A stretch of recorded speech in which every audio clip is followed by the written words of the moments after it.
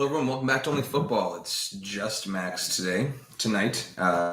Victoria Day, Monday night. So no Mike, and I will be accompanied by some fireworks going off outside. So if you hear that going on, it's maybe it is gunshots. Who knows? There goes a siren. Okay, so final weekend wrap up, and what a weekend it was in a somewhat embarrassing fashion as a Manchester United fan. All the boxes got checked for me, and where my allegiances lied for every other particular battle. But let's open up with Man City and Liverpool at the top of the table, and really just a roller coaster of emotions that was. Really, all I could hope for was that Liverpool don't win. I'll go for is Liverpool didn't win the title and would have been looking really good for the quad. And sure enough, it really looked that way. It looked like Gerrard was actually going to get it done at City. 2-0. City didn't play particularly poorly. They were down 1-0 after the first half. Cancelo sleeping as Matty Cash crashed in from the right-hand side to make it 1-0. They weren't creating too many creating too many clear-cut chances, but they did have good possession as always. That's natural, but they were getting inside. It's just like that final ball. Like they were getting some dangerous low crosses into the box, getting past defenders on the wing, and just no one was getting on the end of things. So they didn't look too down and out. I was extremely nervous. I spoke to Mike at halftime. He's like, "Don't worry about it. Like by the 60th minute, it'll be 2-1." And I wasn't entirely convinced, but I was ready to allay my fears and kind of soothe myself, thinking that City would just be able to turn it. And sure enough, they couldn't. Watkins almost made it 2-0. And then, 10 minutes later, Phil Coutinho took the ball down beautifully well from Olsen's stretch pass, his kick out of the box, and put it away nicely. And it was still 1-1 at the time in Liverpool after they had come back from 1-0 down, Neto scoring, but like a minute or two into the match. But in my mind, I was like, there's no way that Liverpool aren't scoring here. Like if City are going to win the title, they have to come back. And, it was said during the match, after City just came roaring back from down 2-0 in the 75th. It was still 1-1 at Anfield at the time. And within, as if you're watching this, I'm sure you probably know that, within 6 minutes, it was 3-2 City. Gundogan off the bench, Raheem Sterling setting him up nicely. So the two substitutions came together on the first goal to get the ball rolling, and then Rodri on that second goal. What a finish. And then 2 minutes after that, 3-2. Gundogan off a nice pass rolled across the front from De Bruyne. And it was said during the match, what if Liverpool had actually taken the lead beforehand? Because it was 3-2 before it was 2-1 for Liverpool. Liverpool scored shortly after, but it was indeed after. And you just wonder if the mood just would have dropped even more, especially if it was 2-0. Like it would have been touchy. It would have been really nervous. But, I'm sure City fans within the ground still kind of feeling a little somewhat hopeful anyway that Wolves could hold on. I'd say maybe equal chance, maybe in their minds, the City coming back from 2-0 down or Wolves holding on 1-1 at Anfield. And what if Liverpool had scored to make it 2-1 before it was even 2-1 for Villa? If the mood just would have dropped and the City players would have actually felt that. But they didn't, and would have made a difference. I'm not entirely sure about that, but what a comeback. Good on City. I can't say I'm over the moon, but I'm very relieved. It's just where I am as a United fan. And somehow, we'll get to United in a second very briefly. One thing I did want to say is, going to that match, this Pep's been very good in the Prem. I believe he's won 4 out of 6 since he's been there. I believe he didn't win his first season. He won 2, and then Liverpool won.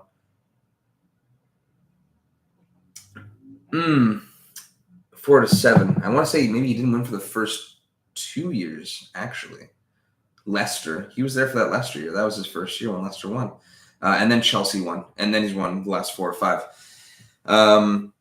But what I do want to say is, like, he's never really bottled the Prem, and sure enough, he didn't. But going to this match, Kyle Walker was healthy, Zinchenko was healthy, and he still went with that setup he had in the first leg of Real, effectively, with some tweakage was Stones, because like Diaz was available for that match, so Stones was on at right back, and then Fernandinho at center back, and like I saw that, I'm like going to the match, like, no, you know what, like the city teams are still too good for this, despite this overthinking. It just seemed like he kind of overthought again, and it nearly backfired. I don't know why. Yes, Diaz was injured, but I mean, all the way, the sub he made at halftime, he shouldn't have been wasting a sub with Zinchenko, and Zinchenko for Fernandinho at halftime. That's just how that starting lineup should have been. It should have been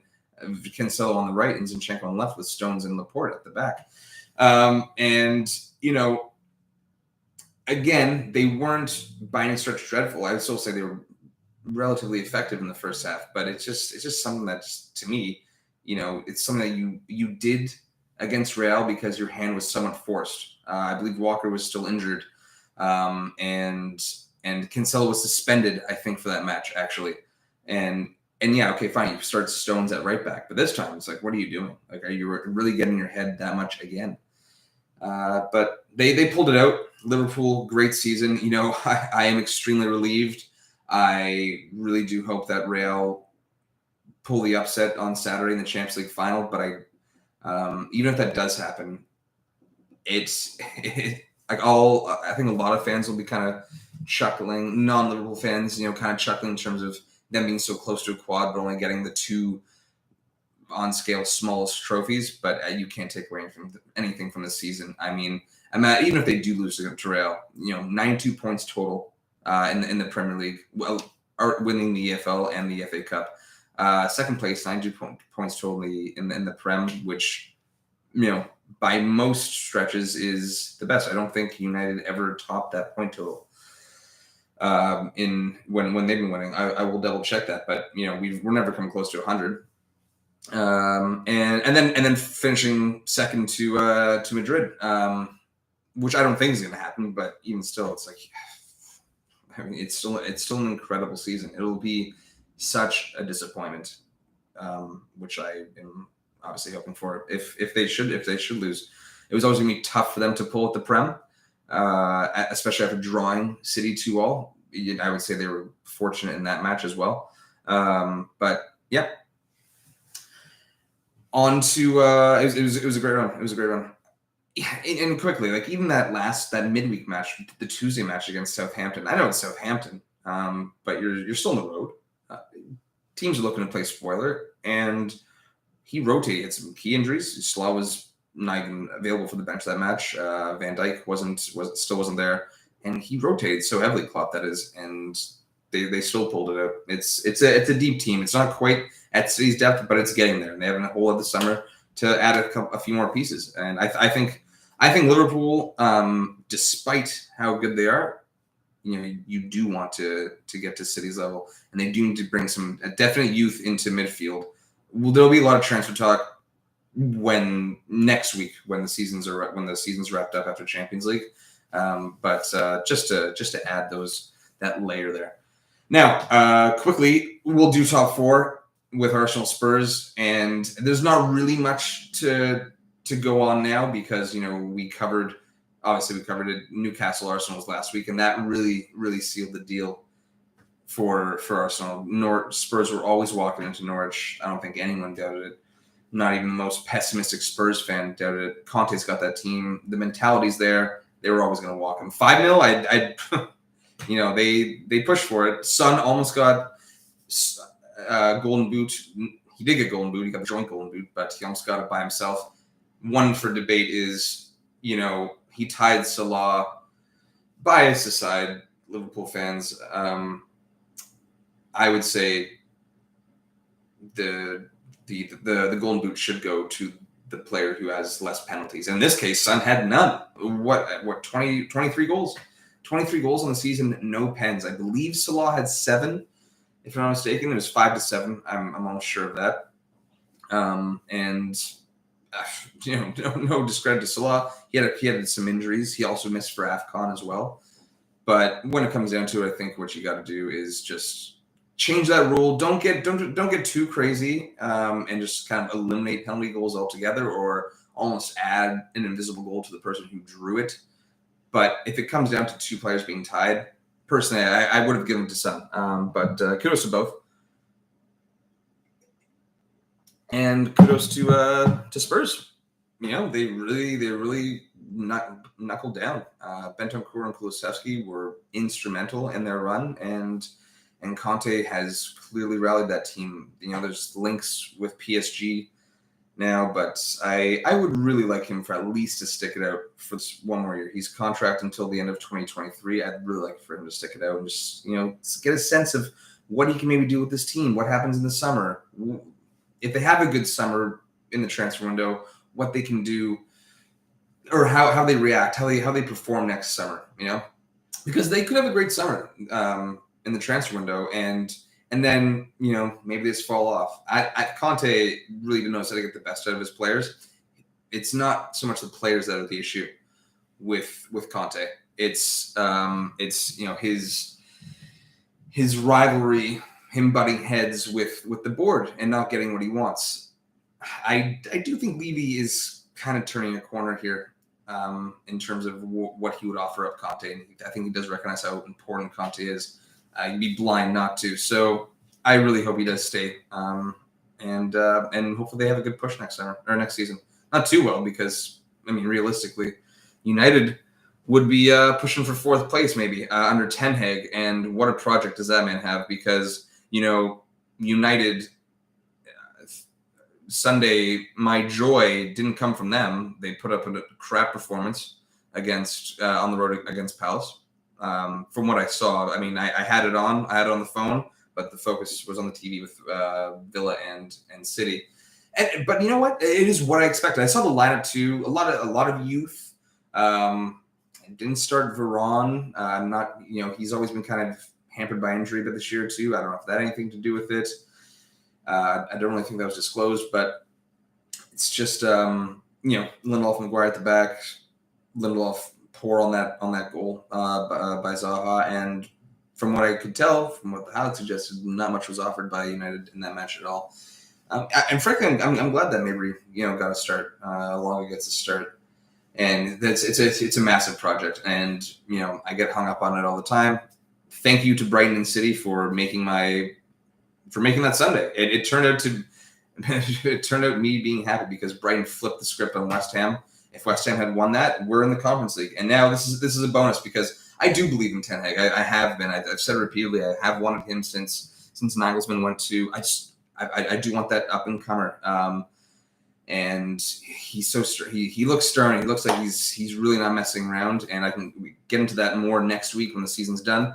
But because Brighton flipped it on West Ham, they actually went down 1-0 to West Ham. And I do think the fact that, just on the surface, because I didn't watch that West Ham-Brighton match, but, Brighton scoring that goal to tie it level in the second half, early too, probably shook West Ham up a little bit. They're, when it comes down to it, Brighton are a tough opponent for anyone, but definitely the likes of West Ham anyway. And when you need a win against West Ham, you can get against Brighton, and you are the likes of West Ham. You can kind of leave yourself exposed there, because the draw wasn't going to cut it, even if United did lose. So, thank you, Graham Potter, and maybe Spurs, if Conte does end up leaving to say PSG, who is still being linked to now that CEO Kylian Mbappe is in charge. Maybe Graham Potter's someone to look at. Just thought someone out. Spurs might do them okay. Another up-and-comer, but in this case, someone who knows the league too. It could be a dicey one. I've spoken to Spurs fans about that and mixed reviews. But the fact that United got Europa League now, so much competition in that league. The Prem, there's so much competition. We got an into Champions League in 2023 that's not top four. And, that team under good direction, especially just if they can just get out of the group stage next season. Then you have more time to grow as a team, even have a January transfer window to make a push in the knockout stages. But let's not get hung up on those bumps for too long. And let's go to the bottom of the table quick. And relegation battle again, another checkbox for me, another check mark for me, because after Everton was safe, I did really want Leeds to stay up, and they pulled it out. They absolutely pulled it out. They needed to outmatch Burnley's result, and Burnley at home to Newcastle went down 2-0. Pulled back one, that is, and they almost tied it. They almost tied it when it was still tied in the Leeds-Brentford match. Leeds going up a goal, then Brentford tying it up, and then Brentford taking a red, which was key, and then late Leeds put it away. And, they were thrilled. You could see, even the likes of, not even the likes of Rafinha. Rafinha does everything he can for that team. So I don't misquote me on that, but he was given. I'm saying that because he's got to be on his way out at this point. He's had a good 2 years there, and he's put himself in the shop window, and he's gonna cut. He did all he could for that team, and he's done them a favor too, because now that they're not getting relegated, he'll cost a little bit more money. I think probably 60 seems to be the rumor, but I'd say you could probably get Rafinha for 50. I don't think they paid more than 20 for him, if I'm not mistaken. But good for them. Good for them. I would like to see Burnley back up. Despite the whole Sean Dyche thing, I would like to see them back up, because I'm curious to see what this ownership, their new American ownership, does. They kind of bought them on debt too. It's like there are alarm bells and warning flags there. You almost kind of get Glazer United vibes, but obviously they're talking all the talk. But just in January, just in the style of play, I know they went down, but they've had a decent run. Like, they were really, really flat for the majority of the season. And even when Dyche was there was still a bit of a swing. And I'd say you still see results in a little more open style of play, more chance creation since he's gone. Bringing Wakehorst, a very positive signing. So I would like to see them. Their owner, I think it's Gage. I think his name's Gage. Said that he'd like them to be the underdog. Like England's underdog for basically the neutral, right? Much like Spurs was once, or like the high class underdog, in terms of like when Poch was there. Like, oh yeah, like if Spurs won the title, that'd be great. I still feel that way. I next season, City, no one's won 3 Prems in a row apart from United, and I don't want Liverpool tying United's Prem Trophy haul, or league title haul. So I'm cheering for Spurs or Chelsea here, really. I'll take that. I would like to see them back up, that is, and see what they can do. Now, just me today, obviously, and so it's no back and forth. Let's just wrap it up. Not wrap it up. We're going to go to Serie A. Wrap up with just quick thoughts on the Conference League final, because, why not? It's a European final. Give it its due. And, Serie A, another checkbox for me. It's like United get EPL. Pardon me, EL, and take away the P.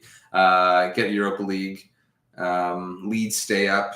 Spurs get top 4, and not Liverpool win the league, and then Milan wins Scudetto. So I'm very happy for them. Great team. Pioli, as I've said in the past, is definitely proven me wrong. He's definitely proven me wrong. I thought he pulled the wool over their eyes when they were two and a half years ago, effectively, when he came in and he replaced Gattuso, and they had that great into the season, but that whole time it was looking like he was going to be just an interim manager. It wasn't blatant like Rangnick, but they were actually bringing in Rangnick. That was their plan. They were going to bring in Ralph Rangnick for that job, but Pioli did such a great job down the stretch. They gave it to him, and as I was excited for United to bring in Rangnick for different reasons, but even as an interim, I was more excited back then because I thought Rangnick had just finished up a nice little stint as actual manager of Leipzig at the time, because he was placeholding for a season at Leipzig while they were waiting for Nagelsmann. They had the Nagelsmann deal in place, so he just wrapped that up, and I thought, you know what, he'll do quite nicely here. It was like maybe like a year before that. I was like, you know what, Rangnick's, I think it was the year before that he actually did like the actual on the touchline on roll, but Pioli held it down, and even by, I'd say, December of 2020, like about halfway through last year when they were, I believe, top of the table at that point.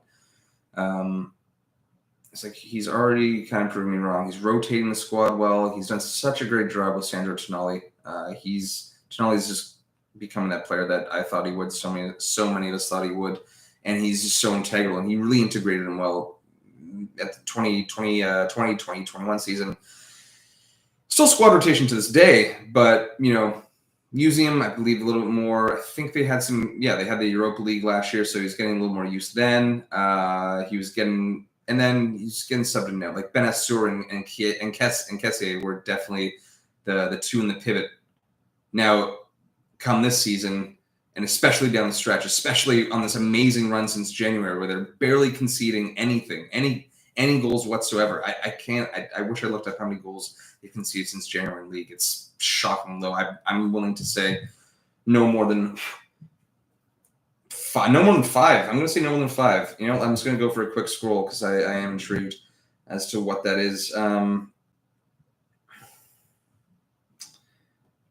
And he's just been so integral. Rafael Leao, I think some people doubted him. I really thought he was a nice signing from Lille at the time, and he's just developing. Hat trick of assists to close out their last match against the Swallow. Giroud, Zlatan happy to be a role player off the bench. He knows he's getting on, and Giroud also getting on, but not to Zlatan's degree, was instrumental in that run as well. I mean, that late brace he scored against Inter, let's not forget, was so key. It was crucial to flip it and get them right back in the title race. And that was, to me, that's the defining moment of the season, is that comeback against Inter. If I'm not mistaken, on the road. It was on the road. It was. But let's just go to January quickly. And so there's one in the league. Okay, well, I'm definitely wrong. But so there's already 4 there in January. 6, 7, 8, 9. 9 goals still.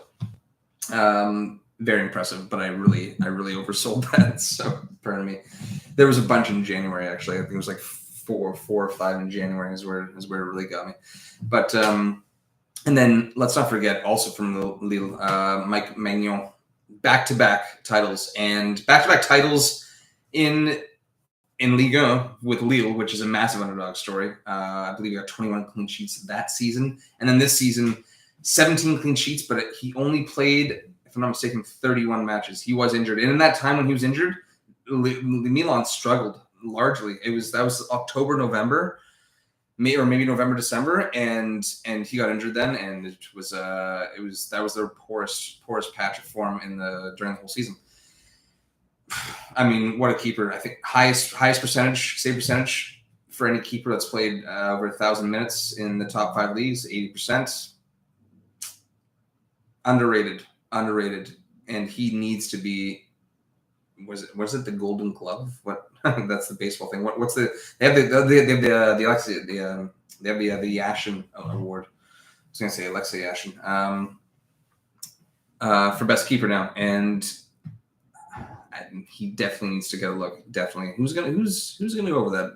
That's something that Mike and I can discuss down the road. Inter did their best, but I mean it's 3-0, and then there was hopefully waiting on Milan to drop all points. Actually, they had to lose that match, which was done early 3-0 at halftime for Milan, and that was it. And they are celebrating, and well deserved. You have to look at that run down the stretch, and they really came together. Mike said it when we did the episode on Friday, where I was thinking that Swallow played them tough. maybe a little jitters, and I'll call the draw. They'll still get the Scudetto, but I'll call the draw. Mike was certain that they'd win. He said, they've done it. He had his doubts before, but they got it done. All those other matches, all those tough matches, Fiorentina on the road, we've been struggling a little bit. Atalanta, Lazio, the late winner against Lazio as well. Moments all the way down the stretch. It was a great season for both these leagues. Serie A, I was calling it the Wild West since the beginning, and sure enough, it was. And the PL really pulled it back because we were in danger. We were in danger of just having a runaway in January, and Liverpool, amazing run, and City slipped a little bit, but not like Gerrard did. The memes are everywhere, the jokes are everywhere. And then quickly at the bottom of the table, Serie A, Salernitana gets smashed by it. Open, just happy to go out there. Udinese team 4-0, but Cagliari cannot score one on the road against Venezia, and Salernitana stay up, maybe for the first time ever, if I'm not mistaken. So yeah, there you go. And just quick little thought on. I'm not particularly too invested for Wednesday with Roma Feyenoord. It's an interesting matchup. There's some good players on Feyenoord to keep your eye out for, and Mourinho is he's a tournament king. He is, and based on the level where he's at, I know you can say the last couple of years. Let's take his stint with United. Very poor. The team wasn't that great. First of all, yes, you're losing to Sevilla, which doesn't look good, especially at the time when the magnitude of United's failure and erosion of the club just wasn't on full display. He probably knew it. He did know it, but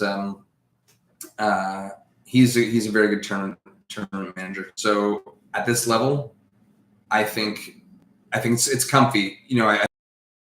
Mourinho's first season in charge of United, stepped down at the Europa League level. He focused. He put all in that basket for Champions to get a Champions League spot, and sure enough, he got it. We ended up playing Ajax in the final, and it was comfy. It was before Ten Hag arrived, and Ajax really got to that level again. And this is just how I kind of feel, even though you might have your question marks about Roma. I think it's a complete enough team to front to back under Mourinho, well drilled, just to expose Feyenoord, who do like to attack. And as Mike had pointed out a couple weeks ago, that Roma counterattack this season has been very, very effective and used a lot. It's not just like they've been effective on like a chance or two per match. It's been a few per half. So I think it's going to be comfy there. I'm going to go 2-0. There's some serious attacking talent on Feyenoord in terms of the level that we're at, and some players like Sinestra